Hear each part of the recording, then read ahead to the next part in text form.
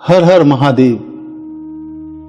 অমরনাথ যাত্রায় যাওয়া সমস্ত শিব ভক্ত এবং তীর্থযাত্রীদের জন্য এই মুহূর্তের একটি অত্যন্ত গুরুত্বপূর্ণ খবর, যা খুবই দুঃখের, কিন্তু তবুও এটি শুনতে হবে সবাইকে। পবিত্র অমরনাথ গুহায় বাবা বরফানির মূল হিমলিঙ্গ এখন আর দর্শন করা যাচ্ছে না। 9 জুলাইয়ের সকালের আরতির দৃশ্য পবিত্র গুহার ভিতরে বাবা অমরনাথের মূল হিমলিঙ্গটি আর দৃশ্যমান নয়। এই খবর জানার পরে স্বাভাবিকভাবেই অনেক শিব ভক্তের মন খারাপ হয়েছে। অনেকেই হয়তো ভাবছেন, বাবার হিমলিঙ্গ যখন আর দর্শন করা যাবে না, তাহলে কি আর অমরনাথ যাত্রায় যাব? দেখুন, এই সিদ্ধান্ত সম্পূর্ণ আপনার নিজের, কিন্তু এই বিষয়ে আমার নিজের অভিজ্ঞতা এবং অনুভব থেকে কয়েকটি কথা আপনাদের বলতে চাই। আমি নিজেও অমরনাথ যাত্রা করেছি।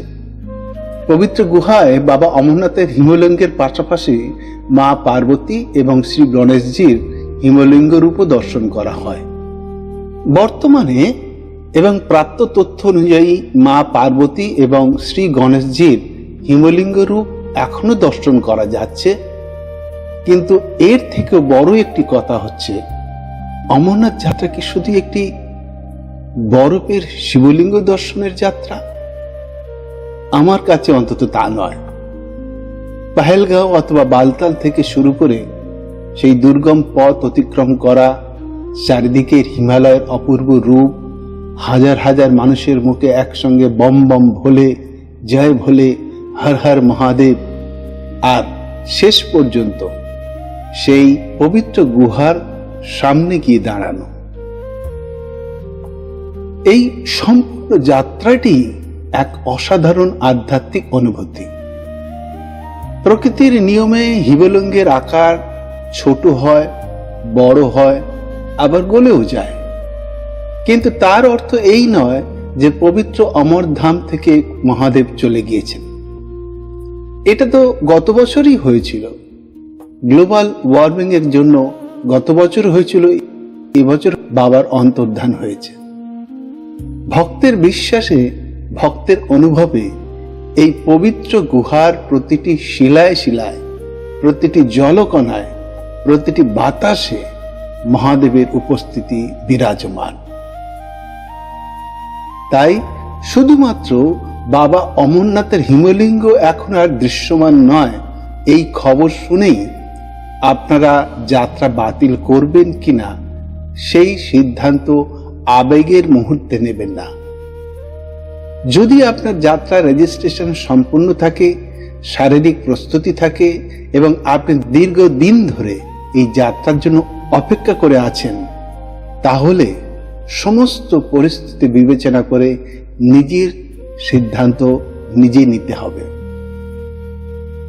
তবে তার আগে আমার এই ভিডিওটি এবং আমার অভিজ্ঞতার কথাটাও আপনাকে শুনতে হবে, মানতে হবে। একথা আমি বলবো না, কিন্তু শুনতে পারেন।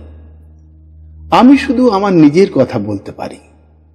আমাকে যদি কেউ বলেন, আপনি তো এই তো আগেই বাবা অমরনাথের দর্শন করে এলেন, এখন তো হিমলিঙ্গ নেই, তাহলে আপনি যদি সুযোগ পান আবার যাবেন অমরনাথ দর্শনে? আমার উত্তর একটাই হবে, তীর্থ দর্শন কি কখনো শেষ হয়ে যায়? কৈলাস একবার দর্শন করলে কি দ্বিতীয়বার যেতে ইচ্ছা করে না? কেদারনাথ একবার গেলে কি আবার ডাক আসে না? ঠিক তেমনি অমরনাথ তো শুধু একটি ডেস্টিনেশন নয়, এই যাত্রার সঙ্গে জড়িয়ে আছে বিশ্বাস, ত্যাগ, কষ্ট আর মহাদেবের প্রতি এক গভীর আত্মসমর্পণ। তবে যারা এখন যাত্রায় যাচ্ছেন তাদের জন্য কয়েকটি জরুরি কথা বলতে চাই। অমরনাথ যাত্রাপথের আবহাওয়া খুব দ্রুত পরিবর্তিত হতে পারে। নিচের এলাকায় আবহাওয়া ভালো থাকলেও উপরের পথে হঠাৎ বৃষ্টি, প্রচন্ড ঠান্ডা অথবা তাপমাত্রার পরিবর্তন হতে পারে। তাই পর্যাপ্ত গরম পোশাক এবং রেইন প্রোটেকশন অবশ্যই সঙ্গে রাখবেন। বিশেষ করে পরিবারের সঙ্গে বয়স্ক মানুষ থাকলে তাদের প্রতি বাড়তি নজর রাখবেন। এটি একটি কঠিন উচ্চ পার্বত্য যাত্রা। শরীরের কোনো অসুবিধাকে অবহেলা করবেন না এবং প্রয়োজনে সঙ্গে সঙ্গে মেডিকেল অ্যাসিস্ট্যান্স নেবেন। ওখানে সমস্ত রকম ক্যাম্প পাবেন। এর আগের ভিডিওতে সম্পূর্ণ পহেলগাঁও রুটের যে যাত্রা আমি দেখিয়েছি সেখানে সবকিছু ডিটেলসে বলা আছে। আরেকটি অত্যন্ত গুরুত্বপূর্ণ কথা, বৈধ রেজিস্ট্রেশন এবং RFID কার্ড ছাড়া যাত্রার উদ্দেশ্যে রওনা হবেন না। আপনার রেজিস্ট্রেশনে যে তারিখ নির্ধারিত রয়েছে প্রশাসনিক নির্দেশ মেনেই সেই অনুযায়ী যাত্রা করুন।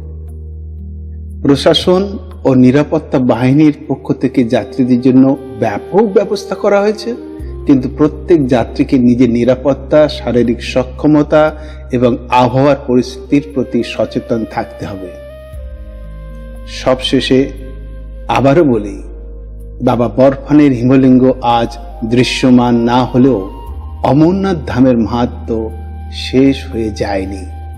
বিশ্বাস যার হৃদয়ে আছে তার কাছে মহাদেব কখনো অন্তর্ধান হন না। আপনি যদি এই বছর অমরনাথ যাত্রা যাচ্ছেন তাহলে কমেন্ট করে অবশ্যই জানাবেন কোন তারিখে এবং কোন রুট দিয়ে যাচ্ছেন, পহেলগাঁও না বালতাল। বাবা অমরনাথ সকলের যাত্রা মঙ্গলময় করুন। হর হর মহাদেব, জয় শিব শঙ্কর, জয় বাবা বরফানি। ভুকে কে অন্ন দো আর পিয়াসে কো পানি দো। সবাইকে অনেক অনেক ধন্যবাদ। আবার দেখা হবে পরের ভিডিওতে। ওম নমঃ শিবায়। জয় শ্রী অমরনাথ।